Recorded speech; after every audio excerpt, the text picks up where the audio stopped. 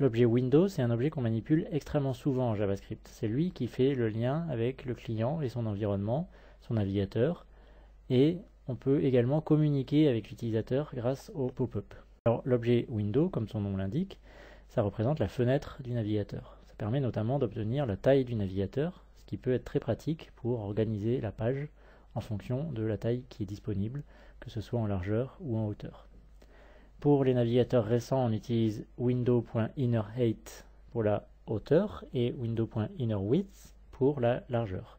Alors pour être compatible avec les vieilles versions d'Internet Explorer, on peut aussi utiliser document.body.clientHeight et clientWidth. Donc de manière générale, je vous ai mis ici la commande qui permet de récupérer à coup sûr la largeur et la hauteur de la fenêtre, quel que soit le navigateur du client.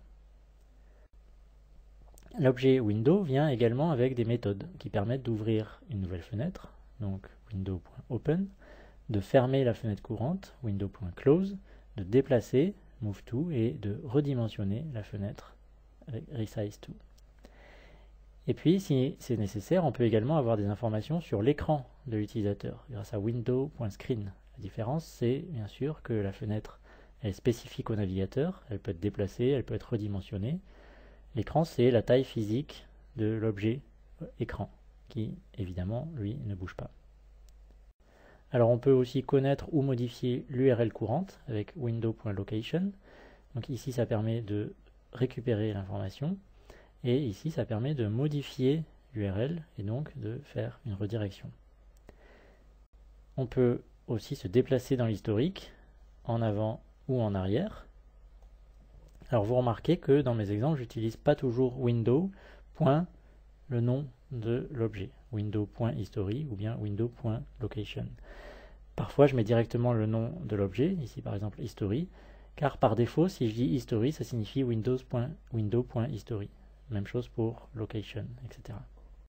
Et puis enfin, grâce à window.navigator, on peut récupérer toutes sortes d'informations sur le navigateur. On peut récupérer son nom, sa version, on peut savoir si les cookies sont autorisés ou pas. On peut aussi connaître la plateforme sur laquelle le navigateur tourne, le user agent, le langage, s'il est défini. Dans cet exemple, je mets toutes les informations dans une chaîne de caractères, et puis je mets le tout dans une balise HTML en JavaScript, pour obtenir le résultat qu'on voit en bas. Et puis enfin les pop-up, et puis en particulier ces deux-là, l'alerte avec juste un message et un bouton OK, puis ensuite une boîte de dialogue de confirmation avec un bouton d'annulation et un bouton de confirmation.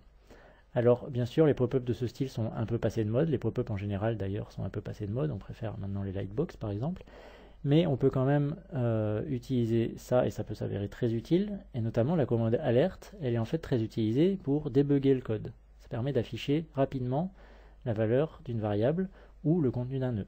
Alors on verra dans une autre vidéo des méthodes un peu plus élégantes pour débugger, mais celle-là est quand même bien pratique. Et puis enfin, encore moins utilisée à vrai dire, la boîte de dialogue pour récupérer une information de l'utilisateur. C'est la commande prompt. Mais je ne pense pas qu'on ose encore utiliser une telle commande dans un site moderne pour récupérer une information de l'utilisateur.